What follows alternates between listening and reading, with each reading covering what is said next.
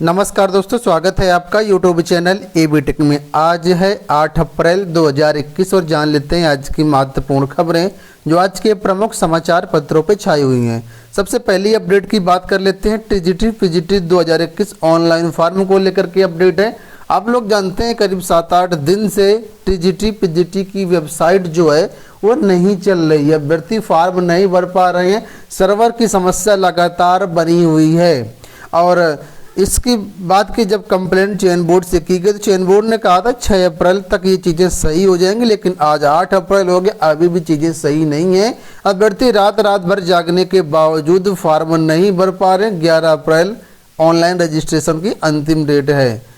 बहुत सारे अभ्यर्थियों ने कहा कि आवेदन की डेट बढ़ा दी जाए और आवेदन की जो डेट है वो 10 दिन करीब बढ़ाने की मांग की है, ठीक है, ताकि जो वेबसाइट की समस्या है उसको थोड़ा सा सुधार करने के बाद ये जो फॉर्म है भर पाएँ।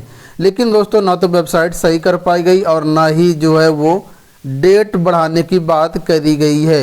यहाँ पर मैं आपको दिखा देता हूँ, देखिए यहाँ पर लिखा हुआ है तारीख बढ़ने के आसार नहीं, भर लें फॉर्म। अशासकीय सहायता प्राप्त माध्यमिक विद्यालयों पर शिक्षित स्नातक टीजीटी और प्रवक्ता पीजीटी के 15,000 से अधिक पदों पर भर्ती के लिए ऑनलाइन आवेदन की अंतिम तिथि बढ़ने के आसार नहीं है। इसलिए प्रतियोगी छात्रों के लिए बेहतर होगा कि समय से पंजीकरण व फीस जमा करने समेत सारी प्रक्रिया पूरी कर लें। उत्तर प्रदेश माध्यमिक शिक्षा सेवा चयन बोर्ड की ओर से 15 मार्च को जारी कार्यक्रम के अनुसार रजिस्ट्रेशन की अंतिम डेट जो 11 अप्रैल है, ऑनलाइन फीस जमा करने की 13 अप्रैल है, आवेदन अंतिम रूप से सबमिट करने की जो डेट है 15 अप्रैल है। प्रतियोगी छात्र वेबसाइट क्रैश होने की बात कहते हुए अंतिम तिथि बढ़ाने की मांग कर रहे हैं। हालांकि चयन बोर्ड सूत्रों के अनुसार अंतिम तिथि बढ़ाने पर कोई विचार नहीं हो रहा है और एनआईसी ने कहा है भाई कि वेबसाइट सही तरीके से काम कर रही है, ऐसी रिपोर्ट एनआईसी ने दे दी है। तो एनआईसी ने कहा है कि वेबसाइट सही काम कर रही है। तो ये हाल है, यहाँ पर अभ्यर्थी जो हैं वो परेशान है वेबसाइट प्रॉब्लम की वजह से और एनआईसी कह रहा है कि वेबसाइट सही चल रही है। अब किसकी बात माने। चलें बढ़ते हैं अगली अपडेट की तरफ। जूनियर हाई स्कूल शिक्षक भर्ती परीक्षा को लेकर के एक बड़ी अपडेट आ गई है। कब होगी जूनियर शिक्षक भर्ती की परीक्षा, तो अपडेट आ गई है कि मई के पहले सप्ताह में हो सकती है जूनियर की स्थगित परीक्षा। अब ये अपडेट क्यों है तो कैसे है तो वो मैं आपको बता देता हूँ। आप लोग जानते हैं कि पंचायत चुनाव का जो अंतिम चरण है 29 अप्रैल को है और 2 मई को एक साथ पूरे प्रदेश में पंचायत चुनाव के परिणाम जारी होंगे, ठीक है। और 8 मई से यूपी बोर्ड का कार्यक्रम भी जारी कर दिया गया, यानी 8 मई से यूपी बोर्ड की परीक्षाएं शुरू होंगी। ऐसे में 2 से 8 के बीच में किसी भी दिन परीक्षा करवाई जा सकती है।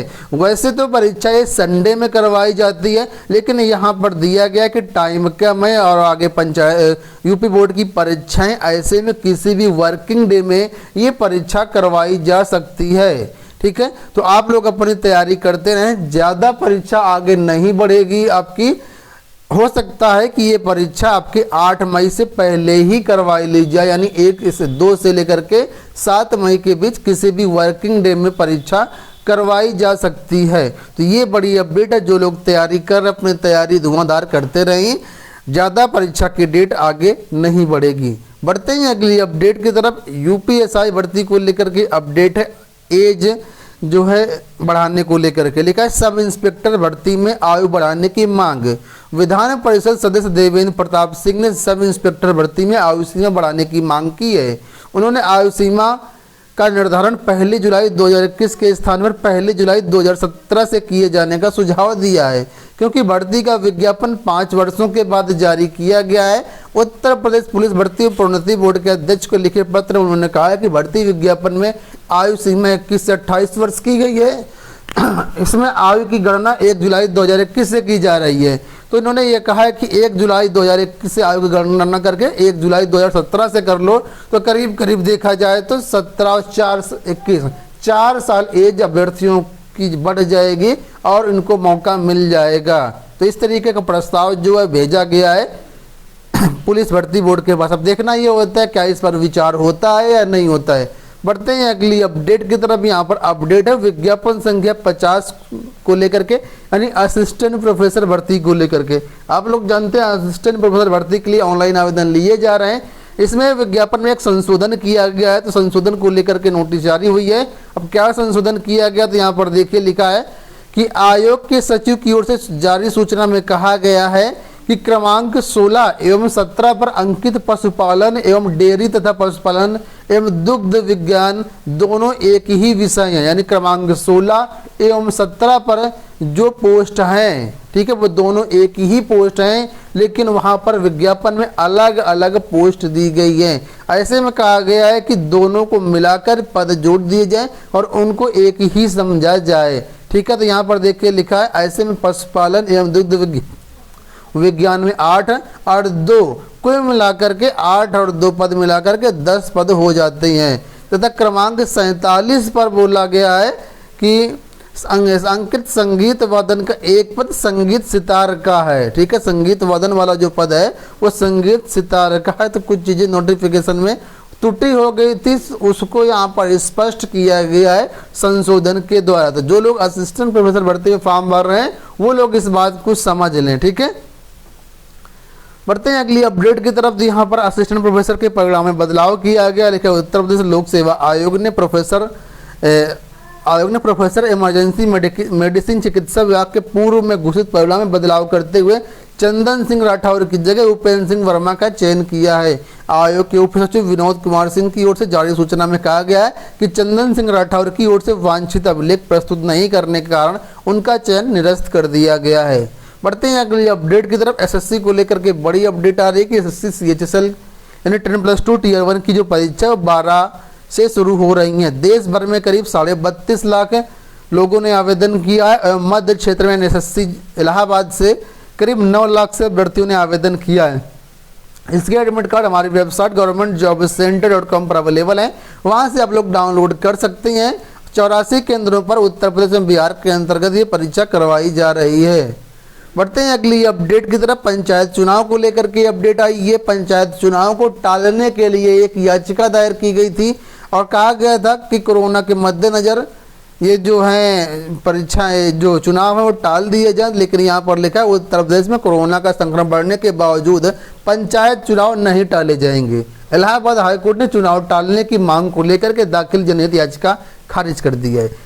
हाईकोर्ट ने कहा कि सरकार ने चुनाव प्रचार की आचार संहिता जारी की और हाईकोर्ट ने भी एक अन्य जनहित याचिका पर जरूरी कदम उठाने के दिशा निर्देश दिए हैं। कोरोना संक्रमण फैलने से रोकने के लिए जरूरी सावधानी बरती जाएगी। ऐसे में चुनाव स्थगित करने का आदेश देने का कोई आधार नहीं है। तो फिर कुल मिलाकर के जो याचिका थी खारिज कर दी गई है। चुनाव नहीं टाले जाएंगे, परीक्षा जरूर टाल दी जाएंगी जो अटकेंगी। बढ़ते हैं अगली अपडेट की तरफ। कांस्टेबलों को लेकर के यहाँ पर अपडेट है। कांस्टेबल में प्रमोशन को लेकर के लिखा है कांस्टेबल को हेड कांस्टेबल बनाने पर 3 माह में निर्णय ले भर्ती बोर्ड। हाईकोर्ट ने प्रदेश के हजारों कांस्टेबलों की प्रोन्नति मामले में दिया आदेश। हाईकोर्ट की 2 अलग अलग न्यायपीठों ने प्रदेश के विभिन्न जनपदों में तैनात नागरिक पुलिस के कांस्टेबलों को हेड कांस्टेबल के पद पर पदोन्नति दिए जाने के मामले में 3 माह में निर्णय लेने का पुलिस भर्ती बोर्ड को आदेश दे दिया है। तो कुल मिलाकर एक अच्छी बात है, 3 महीने में निर्णय लेगा ये बोर्ड। बढ़ते हैं अगली अपडेट की तरफ। यूपी बोर्ड परीक्षा का टाइम टेबल जारी कर दिया गया। यूपी बोर्ड की परीक्षाएं जो है वो 8 मई से करवाई जाएंगी और 25 मई तक हाई स्कूल की परीक्षाएं चलेंगी और 28 मई तक जो इंटरमीडिएट की परीक्षाएं चलेंगी। कुल मिलाकर के 56 लाख परीक्षार्थी इसमें बैठ रहे हैं। अगर आप इस परीक्षा का डिटेल्ड कार्यक्रम टाइम टेबल जारी करना चाहते हैं तो governmentjobcenter.com पर इसका जो पूरी PDF अवेलेबल है वहाँ से डाउनलोड कर सकते हैं। अंत में एक बहुत ही महत्वपूर्ण अपडेट ये है TGT PGT को लेकर के और लेक्चरर को लेकर के। लिखा है बोर्ड व कोर्स 1 भर्ती से रिटायरमेंट तक के नियम अलग अलग है। आप लोग जानते हैं इंटर कॉलेज जो है उत्तर प्रदेश में बेसिकली 2 प्रकार के हैं। पहले होते हैं राजकीय इंटर कॉलेज, दूसरे होते हैं एडेड इंटर कॉलेज। राजकीय इंटर कॉलेज और एडेड इंटर कॉलेज दोनों में नियम अलग अलग हैं, यानी नियुक्ति से लेकर के रिटायरमेंट तक के नियम अलग अलग हैं। अब क्या क्या नियम अलग अलग है उसके बारे में यहाँ पर बताया गया है। सबसे पहले तो दोनों भर्ती बोर्डों के लिए जो चयन होता है वो अलग अलग बोर्ड करता है। राजकीय इंटर कॉलेज के लिए लोक सेवा आयोग चयन करता है, जबकि एडेड इंटर कॉलेज के लिए माध्यमिक शिक्षा सेवा चयन बोर्ड चयन करता है। एज में यहाँ पर जो है वो अर्हता में जो है वो काफ़ी डिफरेंस है। लोक सेवा आयोग अर्हता कुछ अलग मानता है, चयन बोर्ड कुछ अर्हता अपनी अलग मानता है। भर्ती का स्रोत मैंने बता दिया अलग अलग होता है। सेवाओं में भी असमानता है। राजकीय सेवाएं जो होती हैं, जो राजकीय इंटर कॉलेज होते हैं वहाँ पर जो सेवाएं होती हैं वो प्रदेश स्तरीय होती हैं, जबकि एडिट कॉलेजों में जो सेवाएं होती हैं उससे विद्यालय स्तरीय होती हैं। यानी राजकीय विद्यालय में अगर कोई शिक्षक कार्यरत है, एक जिले से दूसरे जिले में ट्रांसफ़र होकर के जाता है तो उसकी मेरिट सूची में कोई फर्क नहीं पड़ता है। लेकिन एडेड कॉलेजों में ऐसा नहीं है, एक कॉलेज से दूसरे कॉलेज में जाएगा तो उसकी वरिष्ठता सूची समाप्त हो जाती है। साथ में जीआईसी शिक्षकों को चिकित्सा प्रतिपूर्ति मिलती है, जबकि एडेड कॉलेजों को ये सुविधा नहीं मिलती है। और भी कई सारी चीज़ें हैं। कार्यवाहक प्रधानाचार्य, अगर जीआईसी का कोई शिक्षक है, कार्यवाहक प्रधानाचार्य बनाया जाता है तो उसको अतिरिक्त वेतन नहीं मिलता है, जबकि एडेड कॉलेजों का कोई भी शिक्षक है अगर प्रधानाचार्य बनता है तो उसको प्रधानाचार्य के बराबर नियमित वेतन मिलता है।